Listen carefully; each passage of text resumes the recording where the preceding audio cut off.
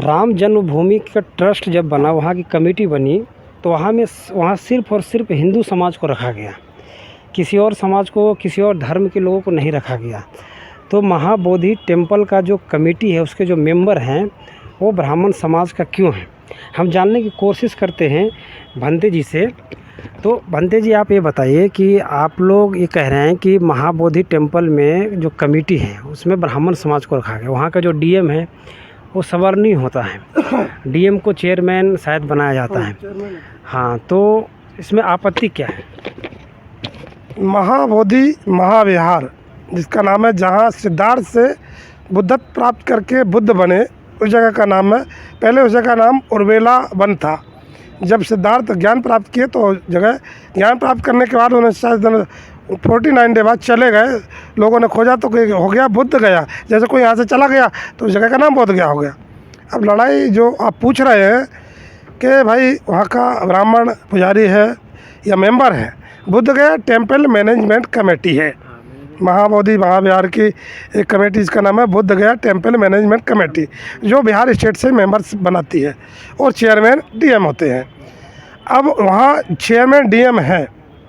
इसके बाद जो मेंबर बनाए जाते हैं, 4 मेंबर हिंदू और 4 बुद्धिस्ट मेंबर होते हैं। जबकि भारत के किसी भी दूसरे धर्म के, जैसे मस्जिद हो, मंदिर हो, गुरुद्वारा हो, चर्च हो, जब चर्च में हिंदू मेंबर नहीं हो सकता, गुरुद्वारा में मुस्लिम मेंबर नहीं हो सकता, मस्जिद में हिंदू मेंबर नहीं हो सकता, तो बुद्ध विहार में हिंदू क्यों? सब्जेक्ट इस बात का। अब जब बोध गया का वो प्लेस जहाँ से सिद्धार्थ से बुद्ध बने, ज्ञान प्राप्त हुआ, इसके बाद ये कमेटी कब बनी? भारत स्वतंत्र होने के बाद, जब राष्ट्रपति राधा कृष्ण जी गए, उस समय उपराष्ट्रपति थे। ये कमेटी, और एक कमेटी बना दी, किस नाम से दी?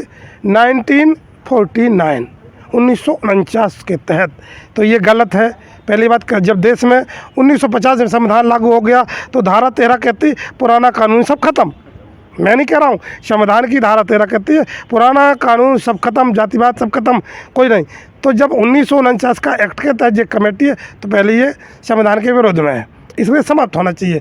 भाई बौद्ध प्लेस है तो बौद्ध गृहस्थों को बनाओ, बौद्ध भिक्षुओं को बनाओ, लेकिन वहाँ 4 बौद्ध 4 हिंदू मेंबर रहते आज भी, और पुजारी भी हिंदू है।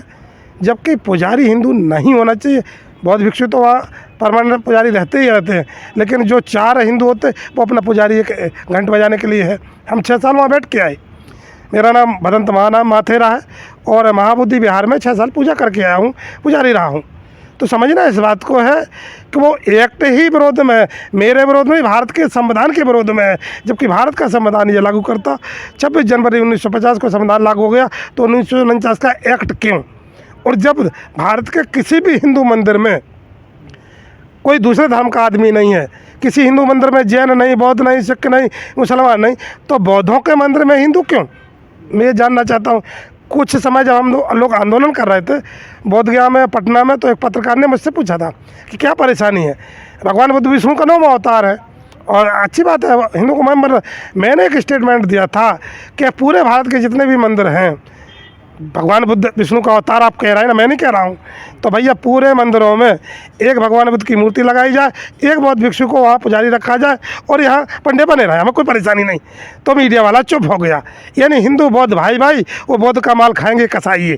यानी ब्राह्मण इतना चालाक है।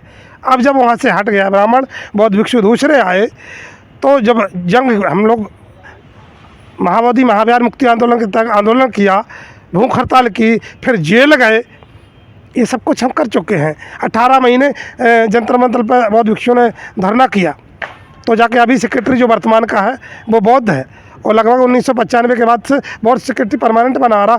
बीच में 6 साल लालू ने एक यादव को बना दिया था। समझना इस बात को है कि बौद्ध विहार वो बौद्ध विहार नहीं है कि जैसे महाकाणा बुद्ध विहार में आप बैठे हैं, ये तो केवल बुद्ध विहार है। वो महाबोधि महाविहार जहाँ सुप्रीम एनलाइटमेंट प्लेस है, सिद्धार्थ से बुद्ध बने। संसार के लोग अगर भारत की धरती से फ्लाइट निकल रहा हो, आसमान से गुजर रहे हो, तो वो खड़े हो जाते। जापानी, ताइवानी, सिंगापुरी, चाइनीज़ कहाँ से निकल रहे हैं भारत के, उस फ्लाइट में खड़े होकर नमस्कार करते कि तथागत बुद्ध की भूमि से निकल रहे। उसको इतना रिस्पेक्ट देते। और ब्राह्मण भैया क्यों रहना चाहिए जब संविधान तुम्हें अलाउ नहीं करता। उसके पहले तो अभी आज के 5 साल पहले तक हिंदू ही डीएम रहेगा तो चेयरमैन बनेगा। अभी हम लोगों ने कोई कोर्ट केस करने के बाद कोर्ट ने उसे रिजेक्ट कर दिया, कहे नहीं कोई भी डीएम होगा चेयरमैन रहेगा। अब सेक्रेटरी वर्तमान अब डीएम कोई भी हो, हिंदू में जरूरी नहीं ब्राह्मण हो, सिख कोई ईसाई हो यानी हो, तो कोई भी डीएम जो होगा चेयरमैन बनेगा। क्योंकि क्या करेंगे? 1990 से आंदोलन चल रहा और अभी आंदोलन बंद नहीं हुआ है। ये मैं नहीं चला रहा हूँ, ये 1900 जब अनागरिक धर्मपाल भारत में आए थे, आपने सुना होगा अनागरिक धर्मपाल भारत के नहीं श्रीलंका के थे, वो आके बोधगया में रोए और उन्होंने Mahabodhi Buddhist society of India एक संस्था बनाई। ठीक है, महाबोधि सोसाइटी ऑफ इंडिया की संस्था के ब्रांच लगभग बोधगया, सारनाथ, केलकटा हर जगह है, कुशीनगर में, श्रावस्ती में, सब जगह इनकी। उनने आंदोलन शुरुआत किया था तो बोधगया मुक्त के लिए उन्होंने शंकराचार्य बोधगया ने पीटा भी, लड़े भी, उसी को हम तो वही आंदोलन शुरुआत है। पूज बनते आर्य नागार्जुन सुरेश साई, बनते आनंद, बनते करुणाकर और मैं स्वयं बोधगया में जेल गया हूँ। यहाँ 18 महीना दिल्ली में आंदोलन चला, वहाँ भूख हड़ताल को जब तक हम सत्ता में 10-20 सांसद ना हों, ये 1984 में उठाई गई थी पार्लियामेंट में बात कि बौद्धों को अल्लाह बनाया जाए, आज दिन तक पेंडिंग है। क्योंकि भारत के मूल्यवासी 1160 जातियाँ जो SC की अकेली हैं, अगर बाबा साहब अम्बेडकर की बात मान लेते ना, अगर बौद्ध बन जाते ना, बाबा साहब का और बाबा साहब की दोनों का और की बड़ा भारी फेर है। बाबा साहब का चाहिए की नहीं चाहिए, बाबा साहब की दिशा ले लेते ना तो आज पार्लियामेंट में कहने की जाते, हमारे सांसद होते, हमारी बात मान ली जाती। तो हमें अपनी राष्ट्रीय पार्टी को मजबूत जब करेंगे ना तो उनसे हम कह सकते हैं अपनी बात। तो सर ये बंदे जी ये बिहार सरकार कानून में बदलाव करेगी या केंद्र सरकार, तब वो चेंज हो सकता है? बिहार सरकार कानून नहीं, बिहार बनाएगी वो कमेटी का के लिए रिस्पॉन्ड करेगी भारत सरकार के लिए। ठीक है, जो कमेटी बनाएगी भारत सरकार नेतृत्व बनाएगी और नियुक्त मेंबर करती है बिहार गवर्नमेंट, लेकिन वो कमेटी को बदलना है तो रिकमेंड करेगी बिहार गवर्नमेंट और ये भारत सरकार में आएगी तब बदली जाएगी, कमेटी समाप्त होगी। अब राबड़ी देवी जब मुख्यमंत्री थी तो उन्होंने रिकमेंड करने के लिए तैयारी हो गई, लेकिन राजनीतिक बताओ और अगर ऐसा कर देंगे बौद्धों को बहुमत में कर देंगे तो यहाँ दंगा हो जाएगा। जबकि हम लोगों ने कहा, राज्यपाल हमारे गवाही थे, उन्होंने ये भी कहा था कि मैं बौद्धों को बहुमत में करके जाऊँगा, लेकिन वो ऐसा नहीं कर सके। अगर भारत की पार्लियामेंट में एक भी कोई अच्छा समर्थक होता बौद्धों का और बात उठाता कि भाई बिहार सरकार हमें, लालू भी 15 साल रहे बिहार में और लालू ने जवाब देते रहे हाँ मैं अबे कर रहा। नीतीश ने हम लोगों को कहा कि मैं आपको बहुमत में करूँगा, नीतीश भी नहीं किया।